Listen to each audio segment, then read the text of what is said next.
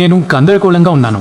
తాత్వికంగా, స్థిరంగా, నిజాయితీగా ఉండే వ్యక్తిగా దేవుడు ఎక్కడ నుండి వచ్చాడో మీరు నాకు చెప్పగలరని నేను అనుకుంటున్నాను. అదనంగా దేవుడు ఎక్కడి నుండి వచ్చారో మీరు నాకు చెప్పిన తర్వాత ఒక ఆధ్యాత్మిక శక్తి భౌతిక విశ్వంపై ప్రభావం చూపించి దానిని ఎలా సృష్టించగలదో దయచేసి వివరించడానికి ప్రయత్నించండి.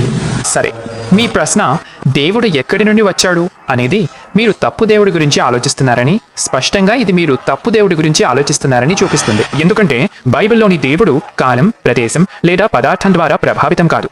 ఒకవేళ అతను కాలం, ప్రదేశం లేదా పదార్థం ద్వారా ప్రభావితం అయితే అతను దేవుడు కాదు. కాలం, ప్రదేశం మరియు పదార్థం, వీటిని మనం అవిచ్ఛిన్నత అంటాము. అవన్నీ ఒకేసారి ఉనికిలోకి రావాలి. ఎందుకంటే పదార్థం ఉండి స్థలం లేకపోతే దాన్ని ఎక్కడుంచుతారు? స్థలంలో పదార్థం ఉండి కాలం లేకపోతే దాన్ని ఎప్పుడు ఉంచుతారు? మీరు కాలం, ప్రదేశం లేదా పదార్థాన్ని స్వతంత్రంగా కలిగి ఉండలేరు. అవి ఏకకాలంలో ఉనికిలోకి రావాలి. దానికి 10 మాటల్లో సమాధానం. ఆదిలో కాలం ఉంది.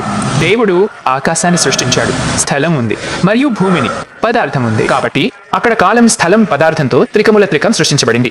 అంటే కాలం, గతం, వర్తమానం, భవిష్యత్తు. స్థలానికి పొడవు, వెడల్పు, ఎత్తు ఉన్నాయి. పదార్థానికి ఘన, ద్రవ, వాయు స్థితులున్నాయి. తక్షణమే త్రికముల త్రికం సృష్టించబడింది. వాటిని సృష్టించిన దేవుడు వాటికి అతీతంగా ఉండాలి. అతను కాలానికి పరిమితమైతే అతను దేవుడు కాదు. ఈ కంప్యూటర్ను సృష్టించిన వ్యక్తి అందులో లేడు.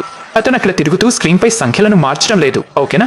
కానీ ఈ విశ్వాన్ని సృష్టించిన దేవుడు విశ్వానికి అతీతంగా ఉన్నాడు. అతను దానిపైన, దాని అతీతంగా, దానిలో, దాని ద్వారా ఉన్నాడు. అతను దానిచే ప్రభావితం కానివాడు. కాబట్టి ఆధ్యాత్మిక శక్తి భౌతిక శరీరంపై ఎటువంటి ప్రభావం చూపదు అనే భావన అప్పుడు మీరు నాకు వివరించాల్సి ఉంటుంది. భావాలు మరియు ప్రేమ మరియు ద్వేషం మరియు ఈర్ష మరియు అసూయ మరియు తర్కం వంటివి. అంటే మీ మెదడు కేవలం కోటాను కోట్ల సంవత్సరాలలో యాదృచ్ఛికంగా ఏర్పడిన రసాయనాల సేకరణమైతే మీరు మీ స్వంత తార్కిక ప్రక్రియలను మరియు మీరు ఆలోచించే ఆలోచనలను ఎలా నమ్మగలరు? సరేనా? మీ ప్రశ్న దేవుడు ఎక్కడి నుండి వచ్చాడు? పరిమితమైన దేవుడిని ఊహిస్తుంది.